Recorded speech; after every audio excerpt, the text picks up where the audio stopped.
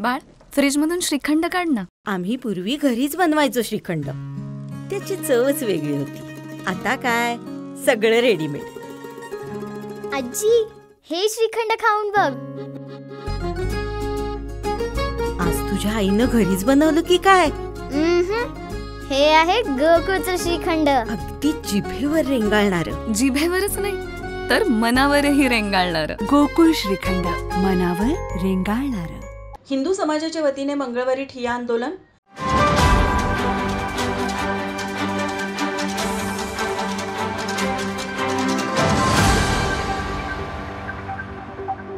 बांगलादेशमध्ये होत असलेल्या हिंदूंवरील अत्याचार हे मानवाधिकारांचे उल्लंघन करणारे आहे, असा आरोप सकल हिंदू समाजाच्या वतीने करण्यात आला.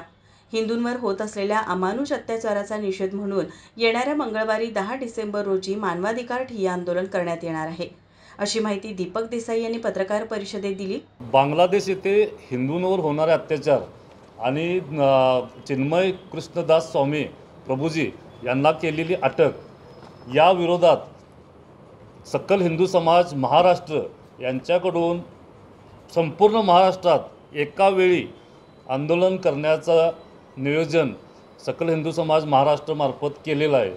या नियोजनात सगळ्यात महत्त्वाचं जिल्हाधिकारी कार्यालय जिल्ह्याच्या ठिकाणी जिथं जिथं आहेत तिथं हिंदुत्ववादी संघटना प्रमुख आणि हिंदुत्ववादी कार्यकर्ते आणि एस्कॉनचे जे भक्त आहेत किंवा एस्कॉनचे जे सदस्य आहेत यांच्यामार्फत करायचं आहे.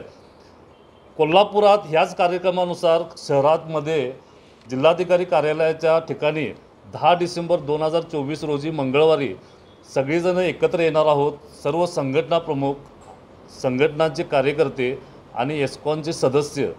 एस्कॉनच्या सदस्यांपैकी कीर्तन करणारे प्रथमच उतरत आहेत एखाद्या आंदोलनात आणि यानुसार आपण निषेध करत आहोत, ठिय्या आंदोलन करत आहोत आणि निवेदन देत आहोत. दुसरी गोष्ट, त्या दिवशी 10 तारखेला मानवाधिकार दिन आहे. भारतात हिंदू बहुसंख्यक आहे, परंतु देश सोडला तर जगभर हिंदू हा अल्पसंख्यक आहे. जगभरात 100 देशात हिंदू अल्पसंख्यक आहे आणि हिंदूंवर ठिकठिकाणी जे अत्याचार होत असतात, आता बांगलादेशात तर उपाळूनच आले सगळं. तर ह्यासाठी हिंदू एकत्र यावा आणि हिंदूंनी विरोध करायला शिकलं पाहिजे आणि ह्या देशाच्या बाहेर जे अल्पसंख्याक हिंदू आहेत यांच्या पाठीशी ठामपणे उभं आहोत आपण, हा संदेश जाण्यासाठी हा आंदोलनाचा आणि एकत्र येण्याचा कार्यक्रम आयोजित केलेला आहे. जे नागरिक या आंदोलनात सहभागी होणार नाही त्यांनी दंडावर काळी फीत बांधून बांगलादेश सरकार विरोधात निषेध व्यक्त करावा, असे आवाहन सकल हिंदू समाजाच्या वतीने करण्यात आलं. यावेळी गजानन तोडकर, निरंजन शिंदे, प्रसन्न शिंदे, प्रशांत पाटील, अनिरुद्ध कोल्हापुरे, योगेश केळकर यांच्यासह नागरिक उपस्थित होते. माझा महाराष्ट्र न्यूज कोल्हापूर.